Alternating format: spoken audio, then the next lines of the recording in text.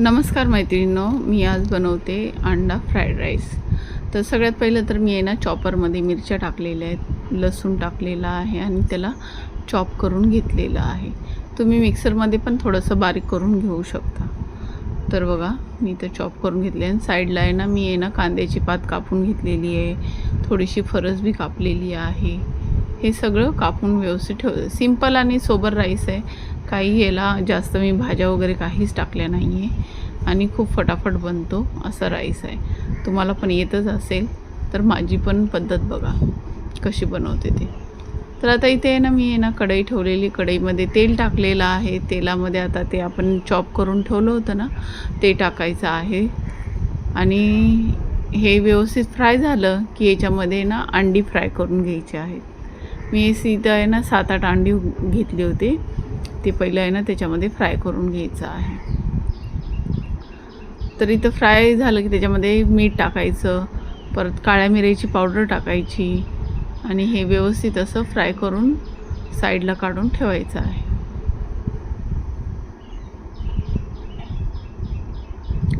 तर आता आपल्या अंडी पण मस्त असे फ्राय झालेली आहेत। आपल्याला ह्याला एका ताटात काढून घ्यायची आहे।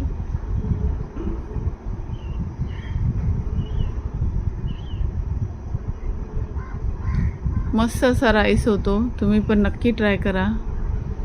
तर आता परत त्याच कढईमध्ये मी अंडं साईडला काढून घेतलेलं आहे आणि त्याच कढईमध्ये मी परत आहे ना ते थोडंसं चॉप केलेलं लसूण आणि मिरच्या होत्या ना ते टाकलेलं आहे, फ्राय करून घेतलेलं आहे। त्यामध्ये कांद्याची पात, फरसबी हे पण टाकून तेलामध्ये व्यवस्थित फ्राय करून घेतलं आहे। थोडीशी आलं लसूणची पेस्ट टाकलेली आहे, मीठ टाकलेलं आहे, काळ्या मिऱ्याची पावडर टाकायची आहे आणि इथं सोया सॉस टाकायचा आहे।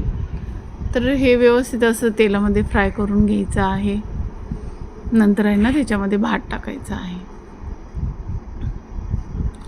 भात टाकला की कांद्याची पात मी अजून थोडीशी साईडला ठेवली होती, ती पण त्याच्यामध्ये टाकायची आहे आणि इथं अंडे आपले फ्राय केलेले होते ते पण टाकायचे आहेत आणि व्यवस्थित असं फिरून घ्यायचं आहे।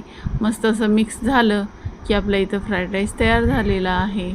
थोडंसं वाफेवर पण ठेवायचं आहे, कारण मस्त असा सगळा मसाला त्याला भाताला लागतो आणि व्यवस्थित असा भात छान लागतो खायला पण आणि टेस्टी। हे बघा किती छान असं झालेलं आहे, मी वाफ येऊन दिली होती। तर बघा आपल्या इथं भात रेडी झालेला आहे। मी आता ताटामध्ये सर्व करून दाखवून आले। तुम्हाला माझी रेसिपी आवडली असेल तर लाईक, शेअर, सबस्क्राईब करायला, कमेंट करून सांगा की कशी वाटली तुम्हाला। चला तर मग बाय।